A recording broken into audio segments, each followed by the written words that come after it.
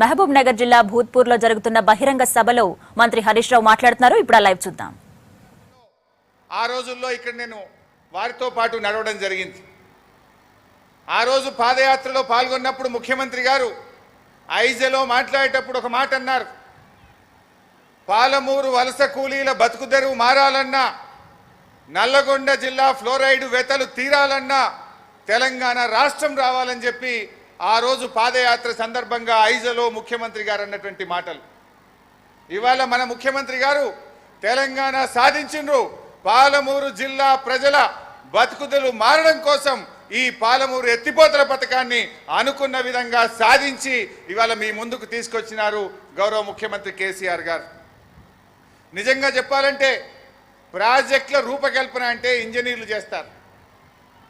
ఇవాళ ఈ యొక్క ప్రాజెక్టు రూపకల్పనలో ఎన్ని రాత్రులు ఎన్ని రోజులు ముఖ్యమంత్రి గారు కంప్యూటర్ ముందు కూర్చొని మా రిటైర్డ్ చీఫ్ ఇంజనీర్ ఈరోజు ప్రభుత్వ సలహాదారుగా ఉన్న విద్యాసాగర్ రావు గారు, ఇవాళ ఓఎస్డీగా ఈ పాలమూరు ఎత్తిపోతల పథకానికి ఓఎస్డీగా ఉన్న రంగారెడ్డి గారు, శ్యాంప్రసాద్ రెడ్డి గారు రిటైర్డ్ ఇంజనీర్లతోని గంటల తరబడి అతి తక్కువ ముంపుతో 70 టీఎంసీల రిజర్వాయర్ల 6 రిజర్వాయర్ల సామర్థ్యంతో దీన్ని స్వయంగా ముఖ్యమంత్రి గారు రూపొందించారు.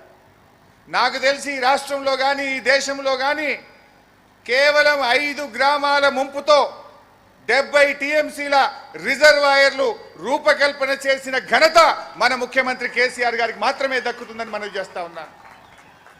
వాస్తవానికి పాలమూరు జిల్లాలో మేము ఇంత అభివృద్ధి చేసినాం, మేము ఇన్ని ప్రాజెక్టులు తెచ్చినామని చెప్పినారు. నెట్టంపాడు కానీ, భీమా కానీ, కోయిల్ సాగర్ కానీ, కల్వకుర్తి కానీ ఇన్ని ప్రాజెక్టులలో కలిపి ఈ జిల్లాలో ఉండే రిజర్వాయర్ల సామర్థ్యం 22-23 టీఎంసీలకు మించదు. ఇప్పుడే మన ఎంపీ గారు చెప్పిన జితేందర్ రెడ్డి గారు ఏం పెట్టిండ్రు, కల్వకుర్తిలో 1/2 టీఎంసీ, 1 టీఎంసీ, 1.5 టీఎంసీ రిజర్వాయర్లు పెట్టిండ్రు. నిజంగా దాంతో నీళ్లు బారుతాయా? అంటే 24 గంటలు మోటారు నడిస్తేనే నీళ్లు బారుతాయి. కరెంటు ఆగిపోయినా, గాలి దుమారం వచ్చినా, మోటారు గాలిపోయినా పంట ఎండిపోవుడే. కనీసం రిజర్వాయర్ కెపాసిటీ పెట్టలేదు.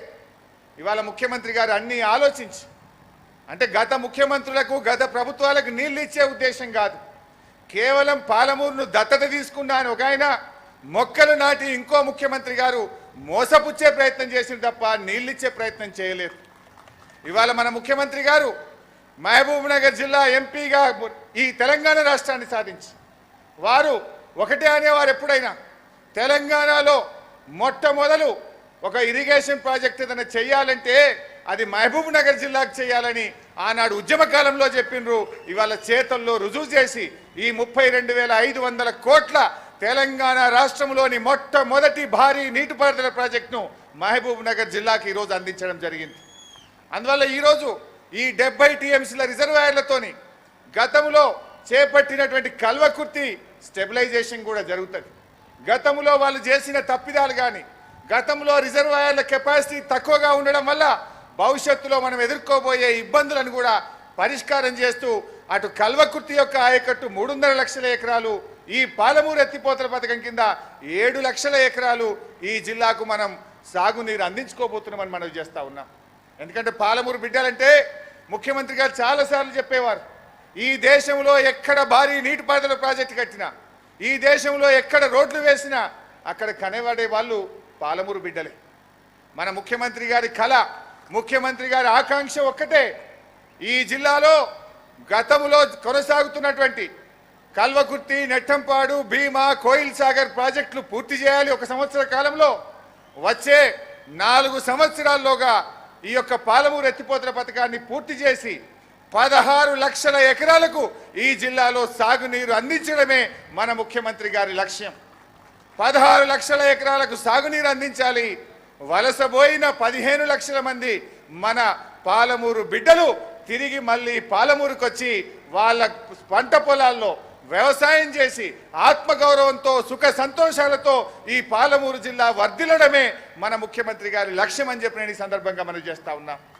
సో ఆ రకంగా గౌరవ ముఖ్యమంత్రి గారి లక్ష్యానికి అనుగుణంగా మరి నేను కానీ మా జిల్లా మంత్రివర్యులందరితో కలిసి ఎట్లయితే పాలమూరు కూలీలంటే ఎంత కష్టపడి పనిచేస్తారో, ఎంత నమ్మకంగా పనిచేస్తారో, ఎంత విశ్వాసంగా పనిచేస్తారో, నేను కూడా ఒక పాలమూరు కూలీగా మన ముఖ్యమంత్రి గారి డైరెక్షన్లో ఈ పాలమూరు ఎత్తిపోతల పథకం పూర్తి చేయడానికి నిరంతరం కృషి చేస్తానని గౌరవ ముఖ్యమంత్రి గారి ముందు మీ అందరి ముందు ప్రతిజ్ఞ చేస్తా ఉన్నాను.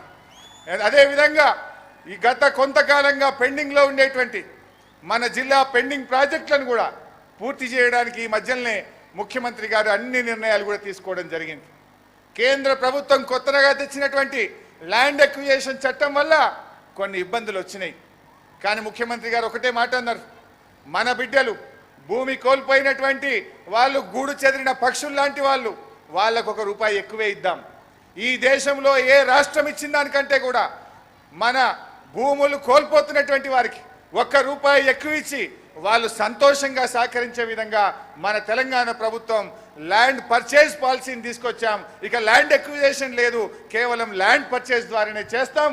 ఈ పాలమూరులో కూడా ముంపు చాలా తక్కువ, కానీ ఆ తక్కువగా మునిగిపోయేటువంటి గ్రామాలకు కూడా వాళ్ళకి అవసరమైన అన్ని రకాలుగా కూడా మన ముఖ్యమంత్రి గారు చెప్పిన విధంగా చేస్తామని చెప్పి కూడా ఈ సందర్భంగా తెలియజేస్తూ, చివరగా ఎలాగూ నీళ్ళు వస్తాయి, మరి రేపు రాబోయే రోజుల్లో మార్కెట్ కమిటీలు కావాలి, ఆ ధాన్యం పెట్టడానికి గోడౌన్లు కావాలి. మార్కెటింగ్ శాఖ మంత్రిగా కూడా నేనే ఉన్నా కనుక గౌరవ ముఖ్యమంత్రి గారు ఈ రాష్ట్రంలో 1000 కోట్ల రూపాయలతో గోడౌన్లు కట్టాలని నిర్ణయం తీసుకున్నప్పుడు ఆ రివ్యూ మీటింగ్లో ఒకటే మాట చెప్పిండ్రు, గోడౌన్లు కడదాం కానీ first priority goes to Mahabubnagar జిల్లా.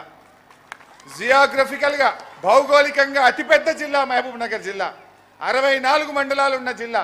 ముఖ్యమంత్రి గారు ఒకటే మాట చెప్పిండ్రు, ఈ జిల్లాలో ప్రతి మండలానికి కూడా గోడౌన్ కట్టాలని చెప్పి ముఖ్యమంత్రి గారు ఆదేశించారు. సో వారి ఆదేశం మేరకు 4 లక్షల మెట్రిక్ టన్నుల గోడౌన్లు దాదాపు 180 కోట్ల రూపాయలతోని మహబూబ్ నగర్ జిల్లాలో వచ్చే 9 నెలల్లో నిర్మించబోతున్నామని కూడా ఈ సందర్భంగా మనవి చేస్తా ఉన్నాం. ఈ గోడౌన్ల నిర్మాణంతో మనకు కనీస మద్దతు ధర దొరుకుతుంది. ధర లేనప్పుడు రైతు బంధు పథకం కింద రైతులు తమ ధాన్యాన్ని గోడౌన్లలో పెట్టుకునే అవకాశం ఉంటుంది. ఎరువుల బాధలు ఉండయి, ప్రతి మండలంలో కూడా అడ్వాన్స్గా ముందే ఈ గోడౌన్లలో ఎరువులు పెడతాం. ఇక రైతన్న ఎరువుల కోసం రోడ్డు పైన రావాల్సిన అవసరం లేకుండా ఎరువులు ప్రతి మండలంలో కూడా ముందు రిజర్వ్ చేసుకునే అవకాశం ఉంటుంది. సో అందువల్ల ఈ జిల్లాలో ప్రత్యేకంగా 180 కోట్ల రూపాయలతో 4 లక్షల మెట్రిక్ టన్నుల గోడౌన్లను కూడా నిర్మించబోతున్నామని ఈ సందర్భంగా మీ అందరికీ తెలియజేస్తూ, ఈరోజు నిజంగా నేను ఈరోజు మంత్రి అయిన దానికంటే కూడా ఆ రోజు నేను ఆర్డీఎస్ పాదయాత్రలో ముఖ్యమంత్రి గారు వెంట నడిచిన సందర్భంలో ఈ జిల్లా ప్రజల కష్టం చూసిన వాడిగా ఈ పాలమూరు ఎత్తిపోతల పథకం శంకుస్థాపనలో ఒక ఇరిగేషన్ మంత్రిగా పాల్గొన్నందుకు నాకు చాలా సంతోషంగా ఉంది. ఈ అవకాశాన్ని కల్పించిన గౌరవ ముఖ్యమంత్రి గారికి మీ అందరికీ హృదయపూర్వకంగా ధన్యవాదాలు తెలియజేస్తూ జై తెలంగాణ.